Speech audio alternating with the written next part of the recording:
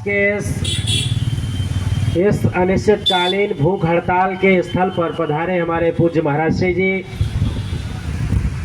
राष्ट्रीय संत महामंडलेश्वर श्री सच्चिदानंद बाल प्रभु जी महाराज जी पधारे हैं। और यह वाकई में सौभाग्य का विषय है कि संतों का सानिध्य और संतों का मार्गदर्शन हमेशा समाज को मिलता रहा है।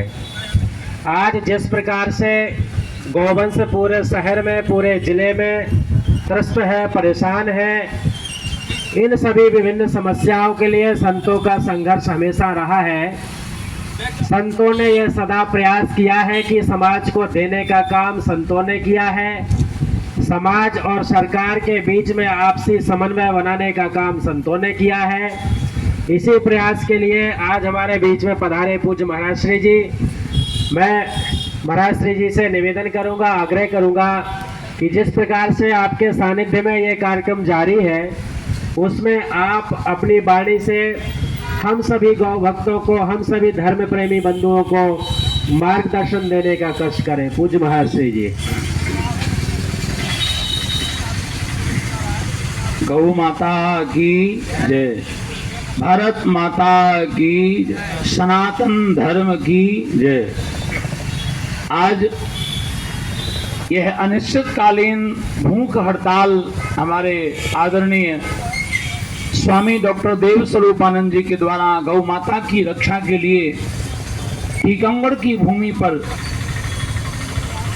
और ये एक दुर्भाग्य की बात है कि हमें गौ माता के प्रति संतों को बैठना पड़ रहा है। लेकिन मैं देख रहा हूं कि आज 5वां दिवस है हमारे पूज्य स्वामी जी को यहाँ बैठे हुए, और इन 5 दिनों में हमारे जिले का प्रशासन और जिले के जनप्रतिनिधि, जिले के नेता, कोई भी यहाँ पर स्वामी जी के पास एक बार भी नहीं पहुंचे। ये बड़े दुर्भाग्य की बात है। और मैं क्या कहूँ इन लोगों को, इनकी भावनाएं नहीं हैं, या ये गौ माता को कुछ मानते नहीं हैं, या कुछ समझते नहीं हैं। मैं एक निवेदन करना चाहता हूँ टीकमगढ़ की जनता से, टीकमगढ़ के लोगों से, गौ भक्तों से, समाज की सेवा करने वाले समाज सेवियों से, इस आंदोलन से, इस अभियान से, इस भूख हड़ताल से जुड़ करके इस अभियान को आगे बढ़ाएं। और जो आज सड़कों पर गौ माता की दुर्दशा हो रही है, गौ माता मारी जा रही है, जिस प्रकार से गौ माता की हत्या हो रही है, उसको रोकने के लिए, उसको बचाने के लिए भरपूर प्रयास किया जाना चाहिए। और एक आज मैं इस हड़ताल में सम्मिलित होकर के हमारा अखाड़ा परिषद, सप्तऋषि अखाड़ा एक वादा करता है आज स्वामी जी के साथ कि संपूर्ण भारतवर्ष में आज 29 अगस्त को हम यहाँ टीकमगढ़ कलेक्टर कार्यालय के सामने बैठे हुए हैं, और यहाँ से एक वादा कर रहे हैं कि 48 घंटे में अगर हमारे टीकमगढ़ के माननीय कलेक्टर महोदय की नींद नहीं खुल रही है, इतनी गहरी नींद में अगर हमारा प्रशासन सो रहा है, यहाँ के विधायक मंत्री आदि सो रहे हैं, यहाँ की जनप्रतिनिधि सो रहे हैं, तो क्या ये कब जागेंगे? क्या ये केवल वोटों के लिए जागेंगे? क्या ये इनकी नींद केवल चुनाव के समय खुलती है? मैं आज वादा करता हूं, और अखाड़े की तरफ से, अखाड़े का अध्यक्ष होने के नाते ये कहता हूं कि अगर 48 घंटे में हमारी मांगों को पूरा नहीं किया गया तो हम लोग उग्र प्रदर्शन करने के लिए मजबूर होंगे। क्योंकि अगर एक साधु 5 दिन से भूखा बैठा है, तो क्या यहाँ के जनप्रतिनिधियों की कोई जवाबदारी नहीं बनती है? यहाँ के नेताओं की कोई जवाबदारी नहीं बनती है? यहाँ के जो हमारे अधिकारी लोग हैं, वरिष्ठ अधिकारी हैं, क्या उनकी कोई जिम्मेदारी नहीं बनती है? और अगर जिम्मेदारी बनती है तो यहाँ पहुँचते क्यों नहीं? उस कार्य को आगे बढ़ाते क्यों नहीं? अगर एक साधु बैठा है तो अपने परिवार के लिए नहीं बैठा है। अगर वो कुछ मांग रहा है तो अपने परिवार के लिए नहीं मांग रहा है, अपने जेब के लिए नहीं मांग रहा है। अगर एक साधु बैठा है धरने पर और भूख प्यास को छोड़ करके, अन्न जल को छोड़ करके बैठा है, तो वो केवल समाज में गौ माता की रक्षा के लिए, गौ माता को बचाने के लिए बैठा है, गौ माता की रक्षा के लिए बैठा है। तो मैं निश्चित तौर पे ये कहना चाहता हूं कि हमें उग्र आंदोलन करना पड़ेगा। अगर शासन प्रशासन जागृत नहीं होता है, 48 घंटे में अगर हमारे कलेक्टर साहब की कोई प्रतिक्रिया नहीं आती है, टीकमगढ़ के हमारे विधायक और यहाँ के जो जनप्रतिनिधि हैं और अन्य कई नेता लोग हैं जो अपने आप को सनातन का बड़ा सर्वोपरि मानते हैं, मैं उन सभी से निवेदन करना चाहता हूँ और प्रशासन अपनी नींद से जागे। ये हमारा एक निवेदन है, प्रार्थना भी है और एक कड़ी चेतावनी भी है संत समाज की ओर से कि अगर प्रशासन नहीं जागता है तो फिर हमें उग्र आंदोलन करने के लिए मजबूर होना पड़ेगा। सरकार क्या चाहती है? क्या हम पटरियों को उखाड़ना शुरू कर दें? गौ माता के लिए हम लोग बसों में आग लगाना शुरू कर दें? हम लोग पत्थर मारना शुरू कर दें? अगर प्रशासन की नींद केवल इतने से ही खुलती है तो ठीक है, फिर आप जैसे जागेंगे 48 घंटे बाद हम वैसा करने को मजबूर हो जाएंगे। फिर उसकी जिम्मेदार प्रशासन होगा और यहाँ के जनप्रतिनिधि होंगे। अगर आज हम यहाँ बैठे हैं और कुछ मांग रहे हैं तो हमारा निवेदन है कि हम अपने लिए नहीं मांग रहे हैं, हमारी मांग है सनातन धर्म के लिए। एक तरफ लोग हिंदू राष्ट्र की मांग कर रहे हैं और दूसरी तरफ गौ माता को रोज बेच रहे हैं, काट रहे हैं और मरने पर मजबूर कर रहे हैं। हमारे देश के नेता लोग एक तरफ गौ माता की पूजा करके फोटो खिंचवाते हैं और दूसरी तरफ उसी गौ माता के लिए कोई भी कड़े कदम नहीं उठाते, कोई आगे कुछ उनके लिए कुछ करना नहीं चाहते। तो ये दो प्रकार का चेहरा नहीं चलेगा। मैं प्रदेश की सरकार से भी ये निवेदन करना चाहता हूं, माननीय हमारे मुख्यमंत्री शिवराज सिंह चौहान जी से भी मैं निवेदन करना चाहता हूं और हमारे गौ संरक्षण बोर्ड के अध्यक्ष आदरणीय महामंडलेश्वर अखिलेश्वरानंद गिरी जी महाराज, उनसे भी हमारी प्रार्थना है, अगर हमारी आवाज आप तक पहुंच रही है किसी भी माध्यम से, सोशल मीडिया के माध्यम से, तो आप इतने दिनों से अध्यक्ष बनकर के बैठे हैं, आपने मध्य प्रदेश में अभी तक कितनी गौ माता को बचाया, आप भी एक बार उसके लिए जवाबदायक बन सकते हैं। आपको भी जवाब देना होगा। और अगर आप केवल सत्ता की मलाई ही खाना चाहते हैं तो क्यों बैठे हैं सीट पर? इतने बड़े संत होकर कि आप गौ माता के लिए कर क्या रहे हैं? और अगर आप कुछ कर नहीं सकते हैं तो गौ संरक्षण बोर्ड के अध्यक्ष की कुर्सी छोड़िए, किसी योग्य व्यक्ति को वहां पर बैठने दीजिए ताकि प्रदेश में गौ माता की रक्षा हो सके और गौ माता एक निश्चिंत होकर के गौशालाओं में व्यवस्थित हो सके।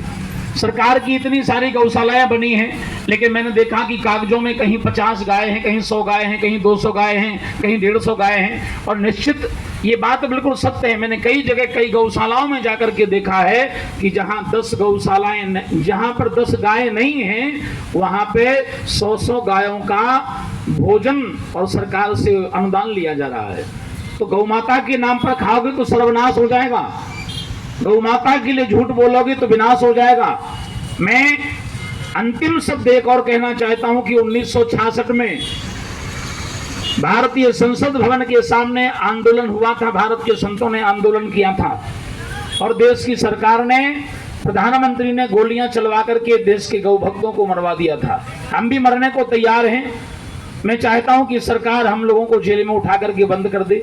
मैं चाहता हूं कि सरकार हम लोगों के खिलाफ कड़ी कार्रवाई करे, क्योंकि हम गौ माता के रक्षक हैं, हम गौ माता की सेवा करने को तैयार हैं।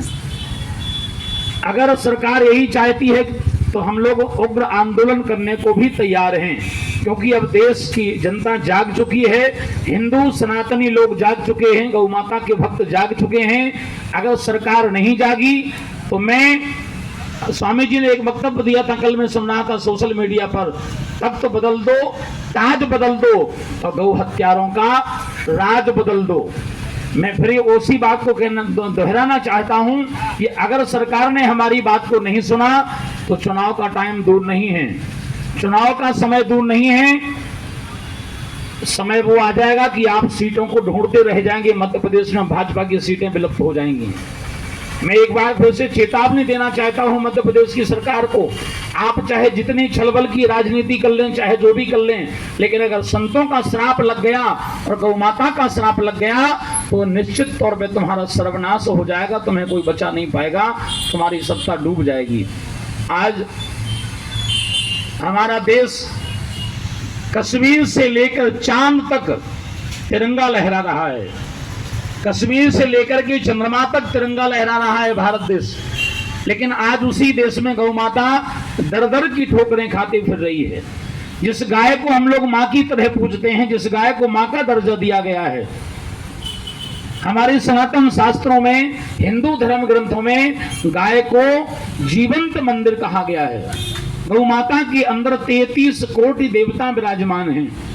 हम लोग एक देवता की पूजा करने के लिए लाखों रुपए खर्च करते हैं, मंदिर बनाते हैं, और जो जीवंत मंदिर है गौ माता, उस जीवंत मंदिर को लोग लात मार के बाहर निकाल देते हैं। मेरे भाई, मैं उपस्थित यहाँ टीकमगढ़ के सभी जनता जनार्दन से निवेदन और प्रार्थना करना चाहता हूँ कि जो जीवंत मंदिर है, अगर आप एक गाय की सेवा नहीं कर सकते, अगर आप गौ माता की रक्षा नहीं कर सकते, तो आपको गोपाल की पूजा करने का कोई अधिकार नहीं है, आपको गोपाल की कथा सुनने का कोई अधिकार नहीं है, आपको कृष्ण की पूजा करने का अधिकार नहीं है। अगर आप कृष्ण की गाय, जिस देश को गौ माता का देश कहा गया है, जिस देश को भारत की भूमि, संतों की भूमि कहा गया है, और आज उसी भारत की उस देश की मिट्टी पर गौ माता की हत्या हो रही है, आज उसी देश की मिट्टी पर गौ माता मर रही है, रोडों पर कट रही है, वाहनों के नीचे कुचली जा रही है, गौ माता के ऊपर अत्याचार हो रहा है, और हमारे देश के जन प्रतिनिधि, यहाँ के नेता और यहाँ के मंत्री शांत बैठे हैं, मौन साध करके बैठे हैं। मैं उनसे निवेदन करना चाहता हूं कि आप जाग जाइए, आप जाग जाइए। समय रहते अगर नहीं जागोगे तो परिणाम भुगतना पड़ेगा। अगर गौ माता की रक्षा के लिए साधुओं के साथ खड़े नहीं होगे, संतों का साथ नहीं दोगे, तो मैं मध्य प्रदेश की सरकार को भी चेतावनी देना चाहता हूं, और टीकमगढ़ जिले के जिला प्रशासन को भी चेतावनी देना चाहता हूं खुले मंच से कि अगर आप नहीं जागे तो पूरे मध्य प्रदेश में और पूरे भारत के हर जिलों में हमारा सप्तऋषि अखाड़ा परिषद धरना प्रदर्शन करेगा, आंदोलन करेगा। सारा संत समाज और हमारे देश के सभी अखाड़े मिलकर के, पहले भी हमारे अखाड़े के पूज्य संतों ने आंदोलन किया है दिल्ली में, और आज टीकमगढ़ में हम यहाँ आंदोलन करने को बैठे हैं। अगर हमारी आवाज आप लोगों तक पहुंच रही है तो आप जुड़ें, इस आंदोलन को आगे बढ़ाएं और संतों की आवाज को आगे बढ़ाएं। गौ माता की रक्षा करने के लिए, गौ माता की रक्षा करने के लिए आप सब आगे बढ़े, यही मेरा आप सबसे निवेदन है, यही हमारी प्रार्थना है। गौ माता की, सनातन धर्म की।